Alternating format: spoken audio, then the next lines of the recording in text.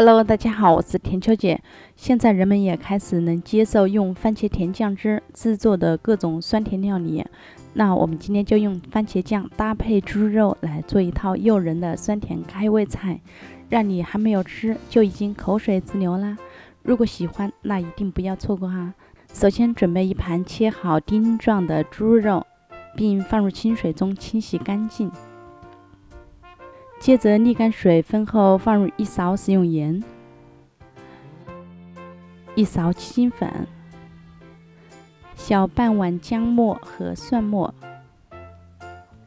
1小勺十三香、1小勺白胡椒粉、1勺料酒、1勺生抽，然后充分的翻拌均匀。腌制20分钟。趁这个时间，我们再来调一个酱汁。准备一个空碗，挤入些许的番茄酱，放入3勺白砂糖、2勺白醋、2勺生抽、1勺生粉，然后搅拌均匀备用。锅中放入食用油，将腌制20分钟后的猪肉块均匀地沾上玉米淀粉，接着放入锅中煎炸。煎炸的过程中需要不断地翻面，保证猪肉块要煎熟。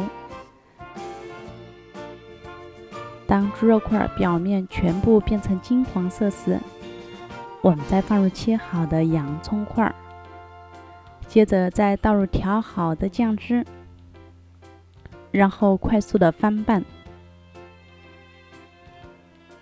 翻拌到料汁变得透亮就可以出锅呢。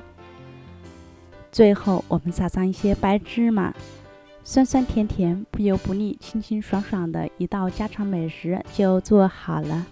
这样可以用最简单的方法做到酸甜可口，适合所有的厨房新手哦。喜欢的朋友也可以自己尝试做一下哦。食材简单，上手容易，新手也能一次做成功。那大家是喜欢咸味更重呢，还是甜味更重呢？欢迎您在评论区留言哦。那我们今天的视频就分享到这里了，我是田秋姐。喜欢我的视频，感谢您留言评论和转发哦，感谢您的支持，我们下期再见，拜拜。